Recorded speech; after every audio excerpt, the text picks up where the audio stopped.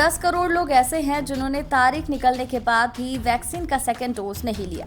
हमारे लिए ये चिंता की बात है। केंद्र सरकार ने राज्य और केंद्र शासित प्रदेशों को ऐसे लोगों की जानकारी निकालकर जल्द से जल्द सेकेंड डोज लगवाने को कहा है। एक्सपर्ट्स के मुताबिक ऐसे लोग वैक्सीनेशन कवरेज में बड़ी बाधा बन सकते हैं और इसका असर हर्ड इम्यूनिटी पर भी पड़ सकता है। आइए समझते हैं कहां कितने लोग सेकेंड डोज मिस कर चुके हैं।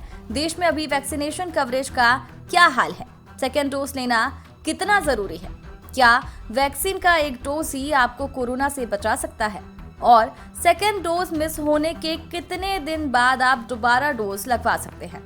वैक्सीन के दोनों डोज लेना कितना जरूरी। महामारी एक्सपर्ट डॉक्टर चंद्रकांत लहारिया के मुताबिक हमें याद रखना होगा कि वैक्सीन पूरी तरह तभी इफेक्टिव होती है जब उसके दोनों डोज लिए जाए। साथ ही वैक्सीन का जो पहला डोज होता है वो शरीर को एंटीबॉडी बनाने के लिए तैयार करता है। दूसरा डोज शरीर में पर्याप्त संख्या में एंटीबॉडी बनाता है जो लंबे समय तक शरीर में रहती है। इसलिए वैक्सीन का एक डोज काफी नहीं है। जब तक आप फुली वैक्सीनेटेड नहीं हो जाते हैं तब तक आपको पूरी तरह प्रोटेक्शन नहीं मिलता है। इसलिए बेहद जरूरी है कि आप वैक्सीन के दोनों डोज लें। क्या वैक्सीन का एक डोज पर्याप्त इम्यूनिटी प्रोवाइड करता है? ज्यादातर वैक्सीन का सिंगल डोज एफिकेसी टेस्ट नहीं हुआ है, यानी उनका एक डोज कितना कारगर है इसको लेकर अभी तक कोई टेस्ट नहीं किए गए। इसलिए हम नहीं जानते कि वैक्सीन का एक डोज कितना इफेक्टिव है। हालांकि कोविशील्ड के सिंगल डोज को लेकर की गई एक स्टडी में पता चला है कि कोविशील्ड का सिंगल डोज थोड़ा प्रोटेक्शन जरूर प्रोवाइड करता है, लेकिन उसका असर बहुत जल्दी खत्म हो जाता है। इसलिए वैक्सीन के दोनों डोज लेने से ही आपको पर्याप्त इम्यूनिटी मिल सकती है। जिनका दूसरा डोज मिस हुआ, ज्यादा समय हो गया है, क्या उन्हें दोबारा पहला डोज लेना होगा?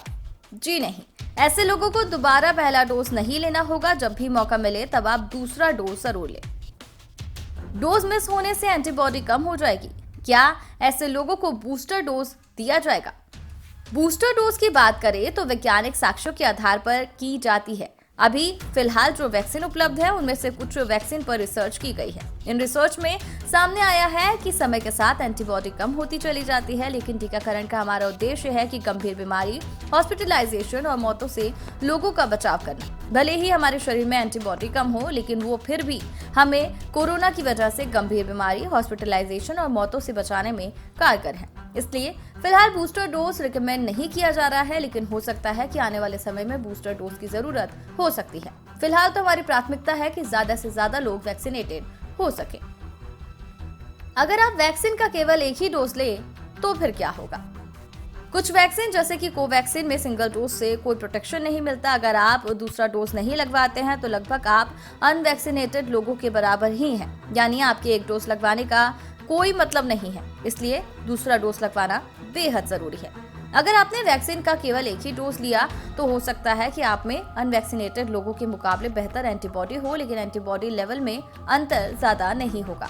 5 से 6 महीने बाद आपका एंटीबॉडी लेवल अनवैक्सीनेटेड लोगों के बराबर ही हो जाएगा। क्या इससे तीसरी लहर का खतरा बढ़ सकता है? वैक्सीन की भूमिका इन्फेक्टेड लोगों की गंभीर बीमारी है, हॉस्पिटलाइजेशन और मौतों से बचाने की है। वैक्सीन संक्रमण से नहीं बचाती है। इसलिए तीसरी लहर से बचने के लिए वैक्सीनेशन के साथ ही कोविड प्रोटोकॉल का बेहतर तरीके से पालन करना भी बेहद जरूरी है।